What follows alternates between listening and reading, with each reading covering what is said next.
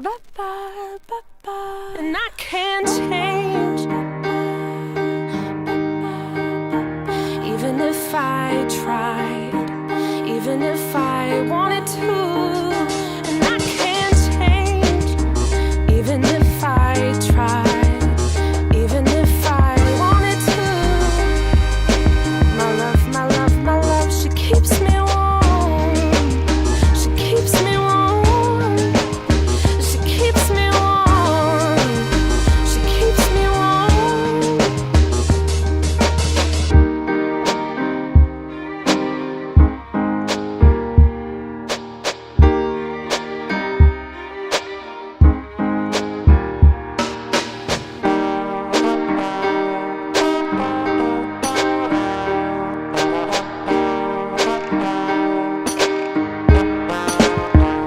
And I can't change, even if I tried, even if I wanted to. My love, my love, my love, she keeps me warm. She keeps me warm. She keeps me warm. She keeps me warm. And I can't change, even if I tried, even if I wanted to.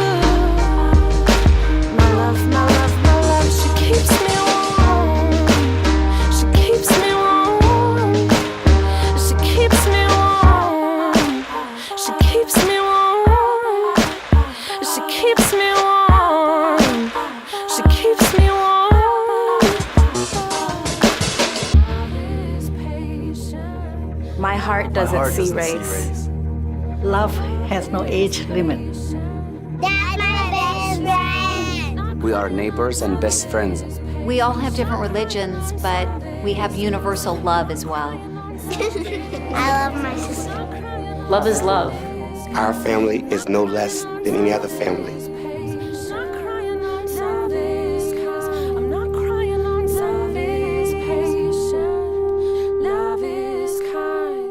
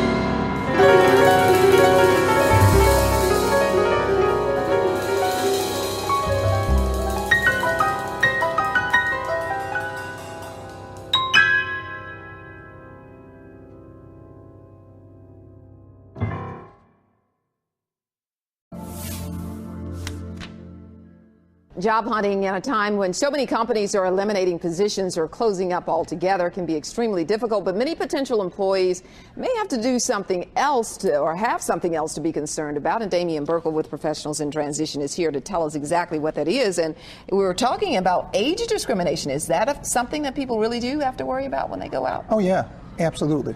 Your average 40-year-old, believe it or not, can be considered, old.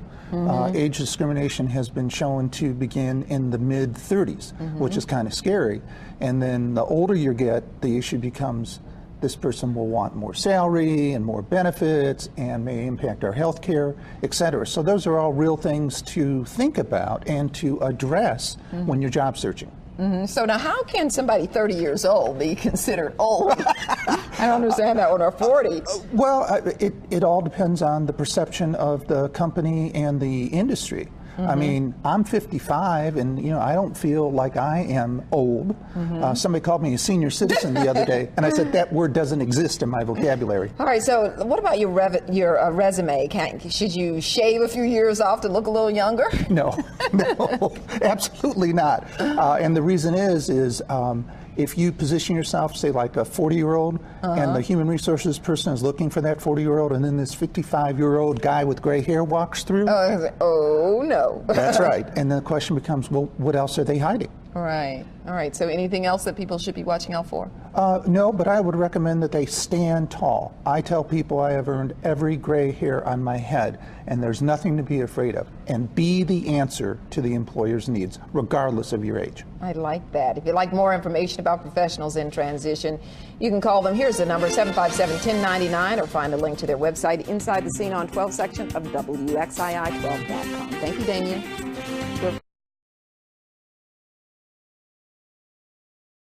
As members of a diverse society, we have strong tendencies to create stereotypes based on another's appearance, race, gender, etc. Because of these assumptions, we sometimes group certain types of people together without bothering to know the whole person first, which can lead to discriminatory practices in our institutions. One of these characteristics is age. Ageism is a prejudice or discrimination on the basis of a person's age. Ageism can be seen everywhere we go. 50th birthday cards featuring coffins and prune juice, TV cartoons that mock seniors' mobility or intellect, and even those advertisements promising ageless beauty to fight fine lines or wrinkles, normal aging processes. To illustrate some common stereotypes we hold against older people, I interviewed a few Towson students. Sickly, skinny, white hair. They're probably really short, and they probably have white or gray hair. Probably wrinkly. Wrinkly, white hair, probably small. Alright, characteristics of old people? Yeah. They go golfing. Awful drivers. Maybe don't like buy expensive clothes or get ready as much in the morning. Most of the time, well, hopefully most of the time they're nice, but sometimes they can be rude. Weaker than they were before. Gray hair. They love to play bingo. I know that. Bingo. Yard sales. Yard sales are a thing. Flea market.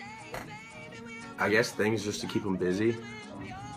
People like to get like breakfast like really early. Golf, board games, things that don't require a lot of energy.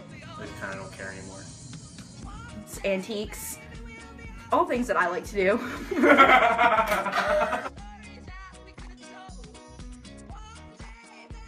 According to the U.S. Equal Employment Opportunity Commission, over 19,000 cases of discrimination based on age are reported each year.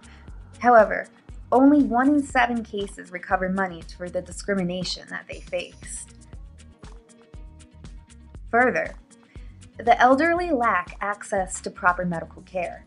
Only 10% of U.S. medical schools require work in geriatric medicine. According to the American Geriatric Society, only 7,600 physicians nationwide are certified geriatric specialists. falling far short of the projected 36,000 needed by 2030. Ageism is also present in advertising. AARP reports that the older generations account for nearly half of all consumer spending, yet are only targeted by 10% of all advertisements. So what have we done to stop this growing problem of ageism in the United States?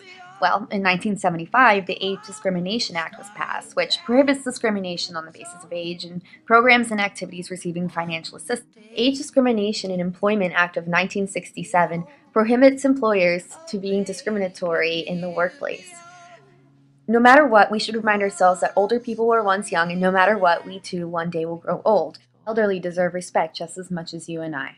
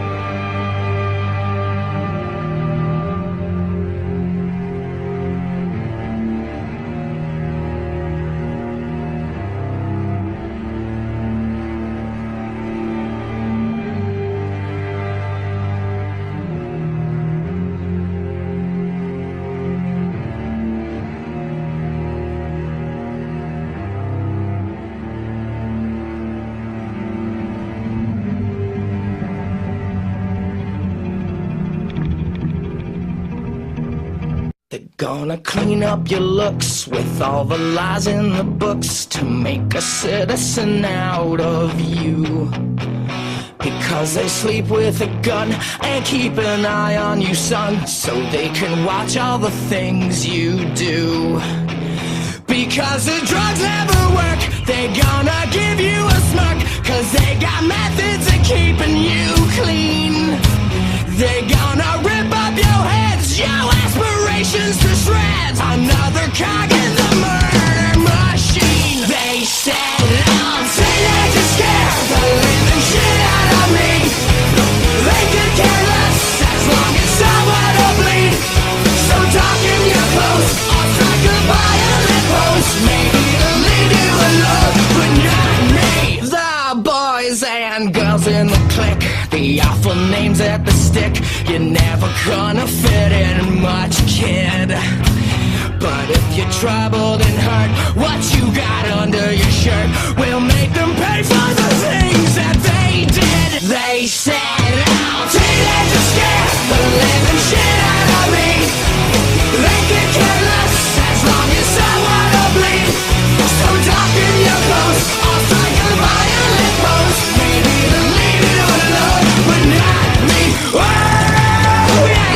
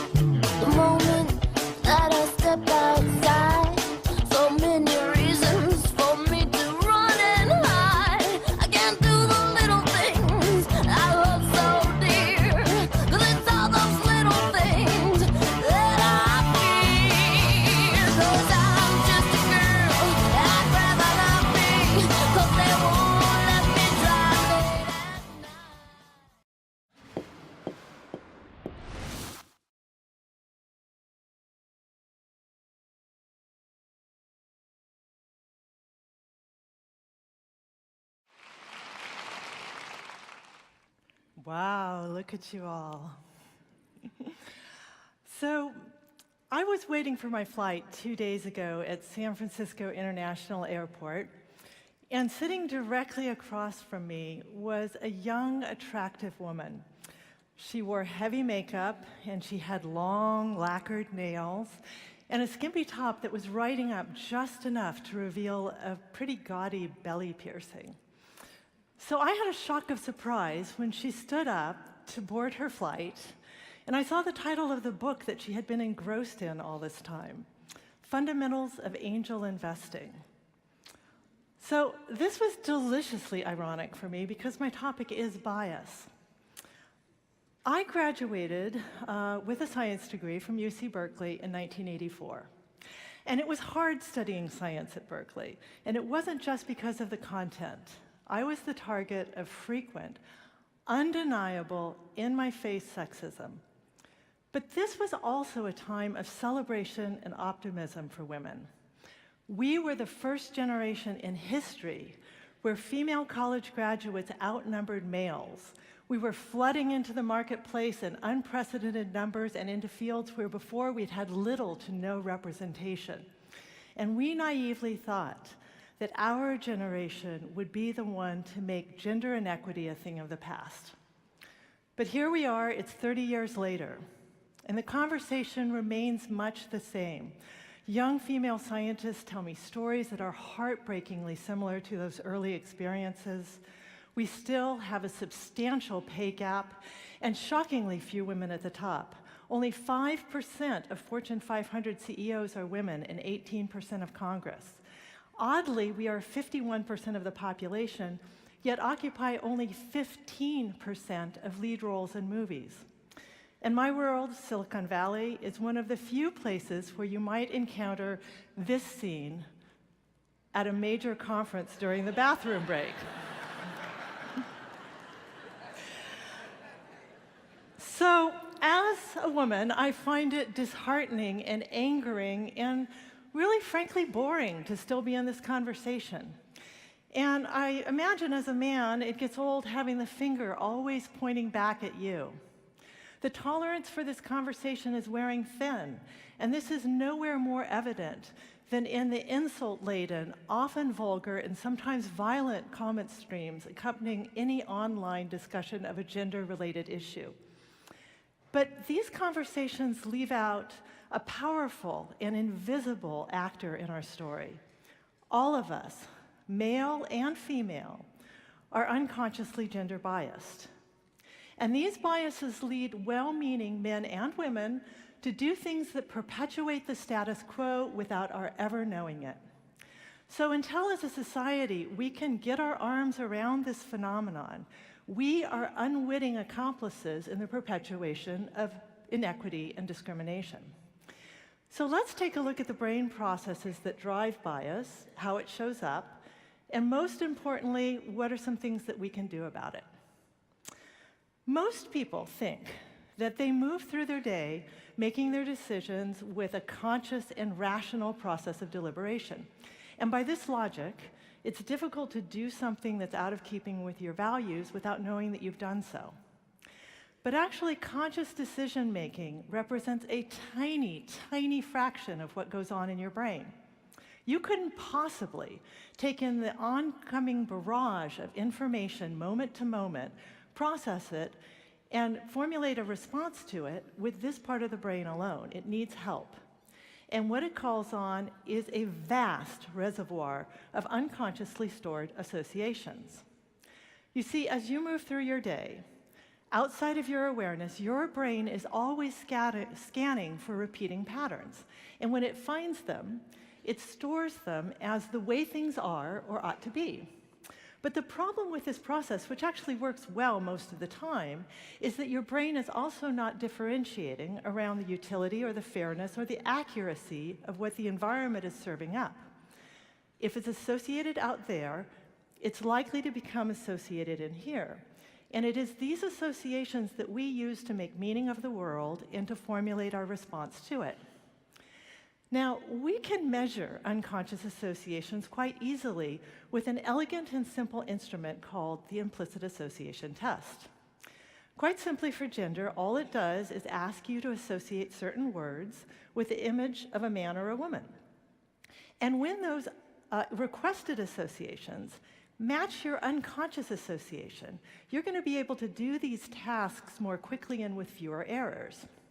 So most people in the population, as it turns out, male or female, regardless of political orientation, have an easier time associating words like leader, strong, protective toward men, and nurturing, emotional, and fragile toward women. 16 million people have taken the implicit association test to date, and the results are clear.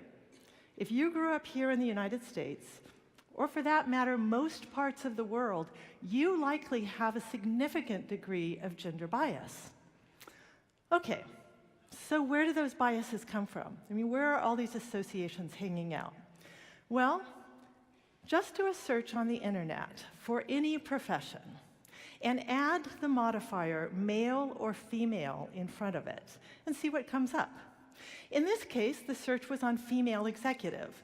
And as strange as the second image is, the most troubling one for me personally at my age is the last one, because the subheading is aged female executive. Yeah. It comes from the things we receive from social media. In this case, a recommendation of the top minds and big ideas that I should be following.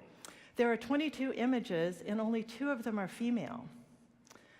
It shows up in the notoriously lopsided gender ratios at professional conferences. And even the backgrounds tell a story. It also shows up in headlines. In this case, Fortune magazine felt it necessary to reassure us that Marissa Mayer is the real deal, because as a blonde, attractive young woman, we might assume she wasn't. So media is not benign, because it is this sort of imagery that our brains use unconsciously in our calculations of who belongs where and what competence looks like. A Yale University study looked at bias in the hiring for the traditionally male role of police chief. And in this study, purportedly gender-blind participants were asked to review 2 applications. Now, when no names were attached, they overwhelmingly preferred the application that had more education. But when a male or female name was attached, they overwhelmingly preferred the application with a male name. And this sort of result has been replicated in numerous other academic studies. But these unconscious biases don't just cause discrimination, they also influence our life choices. A University of Washington study recently looked at the effect of classroom decor on the choice of academic discipline. So researchers decorated 2 classrooms. One of them had kind of traditionally nerdy male paraphernalia in it, like Star Trek posters and comic books and video games. And the other one had neutral objects, like coffee cups and plants and art posters. What they found was that female college students who spent time in this traditionally nerdy classroom exhibited a markedly lower preference for computer science as a field than the females who spent time in the neutral room. But for males, it made no difference whatsoever. When you really look, this kind of bias shows up everywhere. It's in what we choose to share with whom and whose opinion we seek. It infects our assumptions about who should do domestic chores and who deserves the praise for doing so. It shows up, yeah. It shows up for that lone female on the technology team when her recommendations are disproportionately overlooked or second-guessed. But she can't say anything about this, and the phenomenon will likely remain invisible to her male colleagues. Why? Because to do so is potentially career-limiting. It marks her out as that woman, you know, the one that plays the gender card. So it shows up everywhere. It shows up in our definitions of leadership, and when vulnerability and sharing credit are seen as weak, and when taking up space and personal ambition are seen as strong. Gender equity is not a woman's issue.